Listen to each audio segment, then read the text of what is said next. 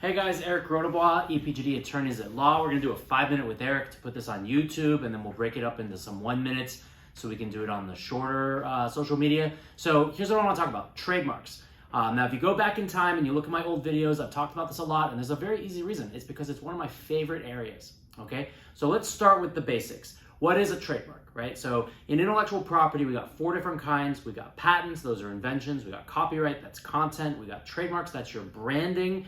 And then we've got secrets, which are secrets. And these are the 4 types of intellectual property we can protect. So trademarks specifically is going to be the name of the product or good you're selling, the good or service. It's going to be your slogan. It's whatever you're using to brand that product. So for example, Nike, they make athletic shoes, or at least they used to. They probably make a lot of other stuff now. So then you got the swoosh, which was their logo, which they identified as their logo. And then you've got Just Do It, right, which was one of their taglines.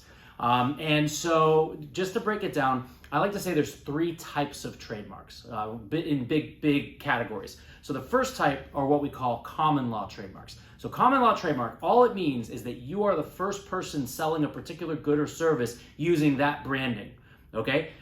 So for example, if I'm the first EPGD law firm, then I get what's called common law rights. Now common law, what that means is it comes from the English law that we inherited, and you don't have to register anywhere. You don't have to go to the government. You don't have to pay a fee. You get it. Now, common law has restrictions, meaning that in order to enforce my common law rights, I would have to sue someone in state court generally, and then I would have to prove my case, prove that I'm first, prove that I am in a particular market, and prove my good or service. And of course, I'm proving it against somebody else. So I got to prove that they're second. I got to prove that they're also in my market, and I got to prove that they're also in our in selling the same or similar good or service.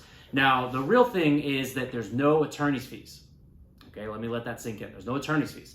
So the second way, the second type of trademark is called a state trademark. So what I'm going to do is I'm going to take that good or service, the branding, the logo, and I'm going to register it in my state. And that should give me statewide protection. Now, I keep mentioning good or service, so it's by category. Now, there are a couple different lists. The most famous is called the Nice Agreement. It's a category that was agreed to in the south of France. It's a treaty. Most civilized countries are signed up to it. And there's a list of 45. If you ever want to Google it, go for it. I recommend you use the one from the USPTO website instead of the WIPO website.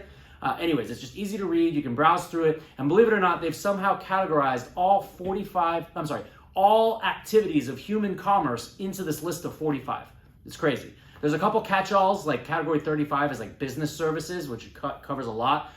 Some are very narrow. 45 is legal services, just for example. So you can register it in your state. Now, the question is, well, what if I'm selling online and there's somebody in the next state over, right? I'm in Florida. What if somebody's in Georgia? Well, technically, you would not have rights against them, not under the state. You might have rights against them under the common law, which then leads into the third category, and that is federal. So federal is nationwide, right? So I'm gonna register it at the USPTO, that's the United States Patent and Trademark Office, that's up in Washington, D.C., it's actually in Alexandria, Virginia, and once it gets approved, you get nationwide rights.